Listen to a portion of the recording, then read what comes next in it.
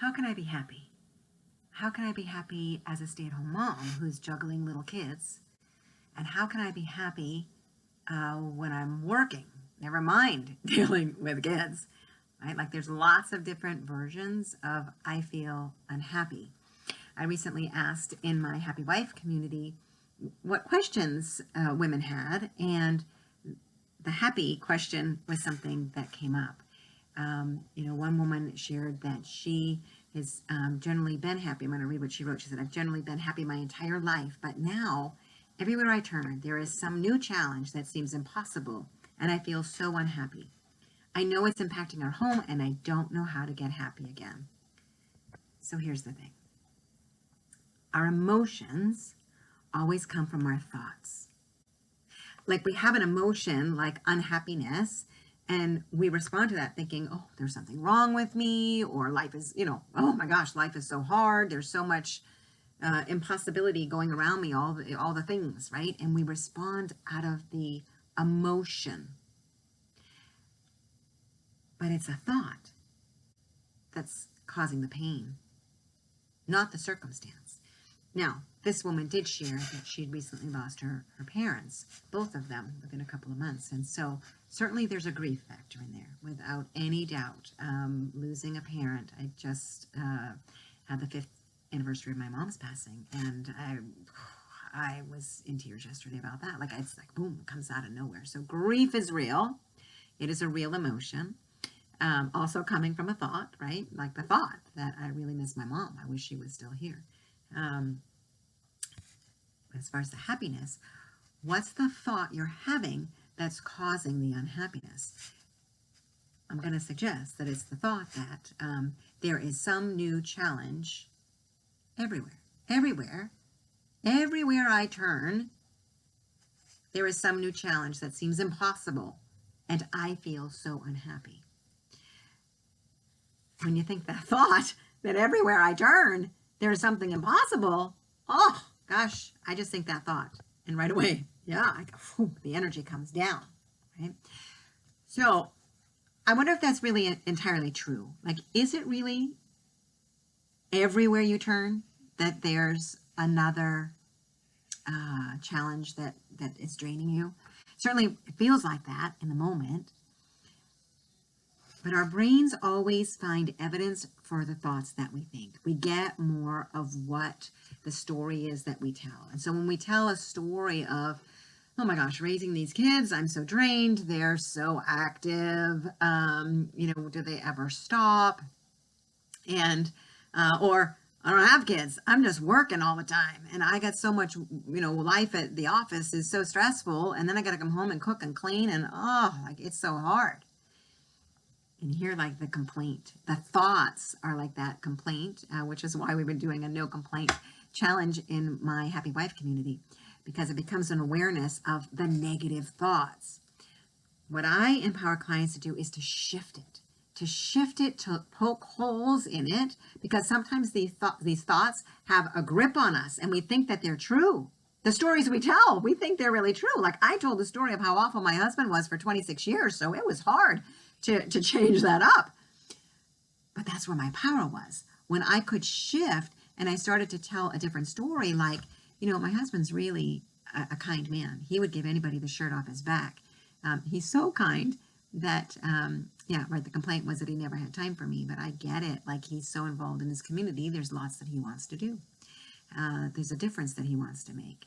And he really is so kind. And I can see evidence of that in how much he loves our dog or even loves the cat. Like, he feeds her every morning, even though she jumps on us in bed and wakes us up, right? Like, it's like, he stays in an even keel far more often than I do. Like, he, as a man, I don't know, he just stays more even keel.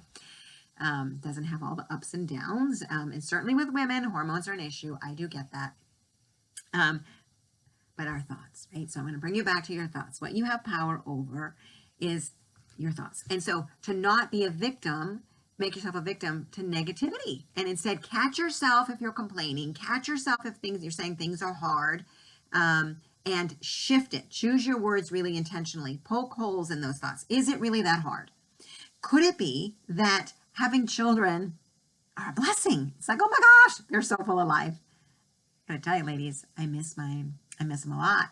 And so to be grateful that they're home and maybe they're making messes, but it's like, I have kids. How awesome is that? And yeah, I'm going to be grateful that I have these kids, and I'm going to be grateful that I get to have an opportunity of figuring out what I want to do for self-care today. Maybe I want to go out and lay in the grass with them and look for four-leaf clovers, or watch the flowers coming up because there's been a lot of rain. So like the tulips are coming up and stuff, and like getting just exploring nature, and finding the things that you're grateful for. Okay. And that's something that you can teach the kids too. And then if you don't have kids, but it's at work, it's like, I can be grateful and think the thought that I'm so glad I have a job. And yes, it's stressful, but you know what? I actually get a lunch break, and I've been working through those lunch breaks. I think I'm going to start going for a walk, or I'm actually going to take time to go and have lunch with a girlfriend, or pack a lunch. And if you find that you're getting triggered because you're sitting with people and having lunch with complainers, or maybe you're around the water cooler and you hear everybody complaining, get yourself a blanket or get out to a picnic table somewhere, drive yourself to a park and go and spend some time with yourself, maybe praying, maybe really counting those blessings and getting present to thinking good thoughts. It will spiral your life up as you change the story that you tell. Maybe it isn't that there's another impossibility around every corner. Maybe it's that I am so grateful that I have a full life. And yeah, I am so grateful that God has a plan. And through all of this that's going on, I trust him. I trust him, and that things are going to work out. You know, for me, recently, I kind of had a little tip in the happiness bucket, and I was struggling a bit. And so I regrounded myself in my self-care and was like, okay, what are the things that make me happy? And I had gotten it back into the habit of taking a quick shower and not really being mindful. And then it was like, no, Carol, slow down and feel the water. Feel the water in the shower and feel it like it's like God's blessings and love pouring over me. And like the warm water just feels so good. Let it nourish me. What do I want to nourish myself? It's a wonderful word. So life-giving, especially here at springtime. But then I got this, it's a body scrub, a sugar scrub. And I bought it from this young girl. I don't know, she's 12, 13 years old at a craft fair. So whenever I use it, I think of her and the great conversation we had about being an entrepreneur. And I just encouraged her so much and filled her up. And so I just remember her, and I kind of offer up a little prayer for her. And then it's so soft and lets my skin feel so good. Again, I'm conscious that I'm nourishing myself, right? Taking the time to nourish myself, slow down, pause. So any of those self-care things, and then getting back to picking out colors that I like. And I just went through the closet and got rid of a bunch of stuff that it's like, oh, it's either stained, I don't need it, when I even look at it, doesn't inspire me, out it goes, right? Give it to somebody else or ditch it.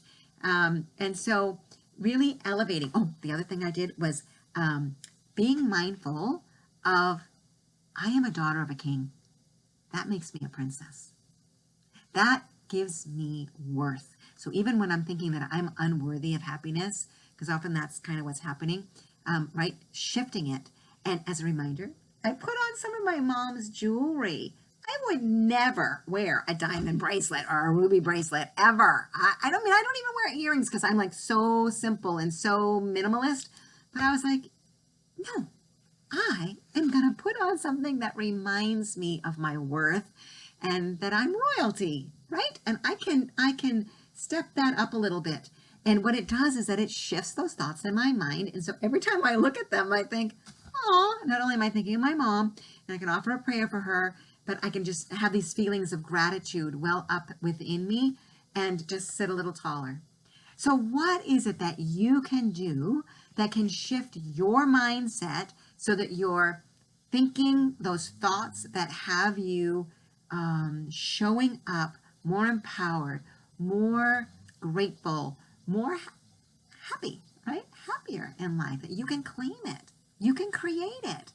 And by being mindful of that desire, for me, I've actually been praying, I really want to feel the joy of the Lord. That to me, you know, when you see people at church and they just always have a smile on their face, or they're just people like you just know, like, what's going on?